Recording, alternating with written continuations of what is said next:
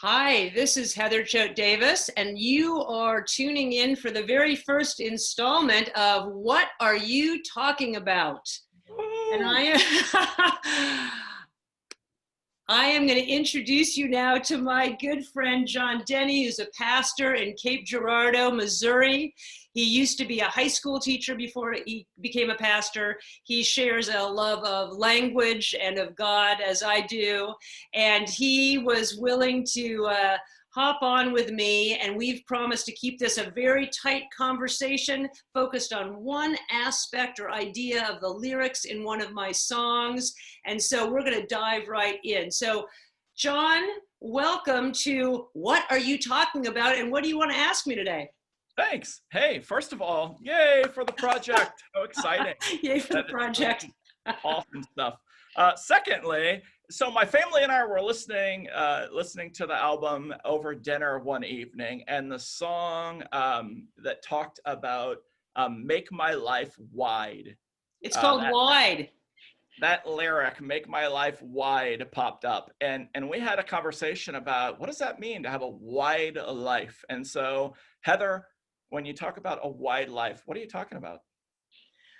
Okay, that's just like my favorite question in the world, because that idea is so central to everything that I know and love about teaching theology.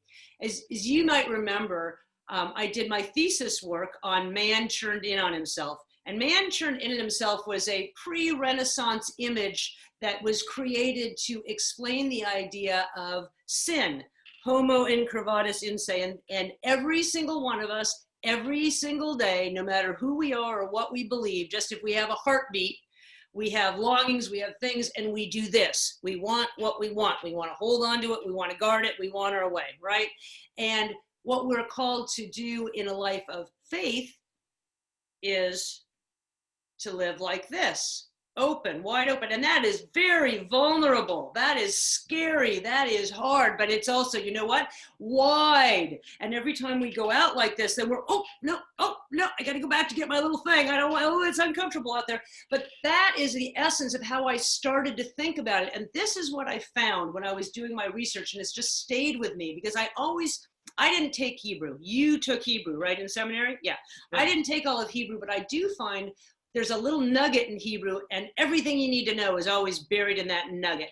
And I found that the other word, in addition to sin, which no one believes in anymore and no one thinks has any relevance, they just think it's like an old finger-waggy church word and doesn't have any relevance. They certainly don't think it has anything to do with their insistence that their point of view is right. You know, they don't get that at all. But so I said, you know what? People can't understand sin because you keep trying to tell them things that they have no meaning. Like, you'll be saved. You're like, saved from what? Saved from, that doesn't mean anything. Am I in danger? What? Am I in danger? What are you saving me from? Exactly.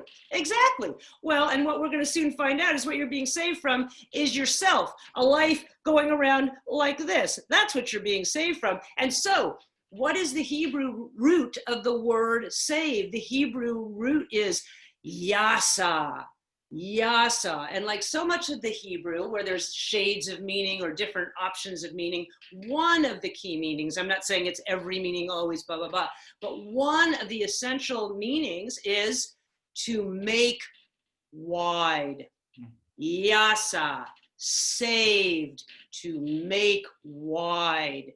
And as soon as I heard that, I was like, oh my gosh, what if people actually could understand that? Because if you say to someone like, oh, salvation is really about making your life wide, they're like, what? Based on what evidence? Because most people think of a life in the church as being tight and boxy and narrow and rules and everyone stay here. Not like, woo, let's go. Where are we going? What are we doing? And so I just think that is so key. And so that is what a wide life is about. It's a life that is every day listening for God to help us go from here to here. And that's why the opening line in that song, it's like, show me every closed off way in me, right? We got to look at that. We got to look at the way we do this if we want to go that way. And because you've taken the Hebrew, then you can say, so yasa, we see how these root words go through. Yasa becomes Yeshua.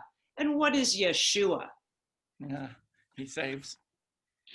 And what is the name for? Yeshua then leads Right. us to Jesus. You see like the linguistic thread there. Sure. And so it's such a simple thing.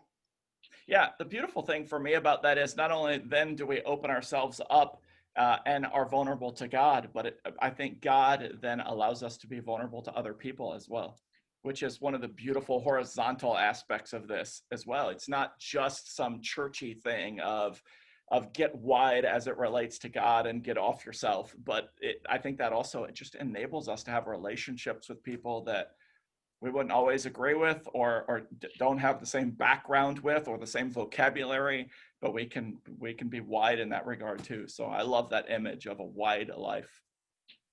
Thank you so much. I think we've said what we have to say for the day. And so I'm going to thank you so much. And maybe you'll come back on and we can talk about Prayer of Tears, the other one you want to talk about. We'll do that next time.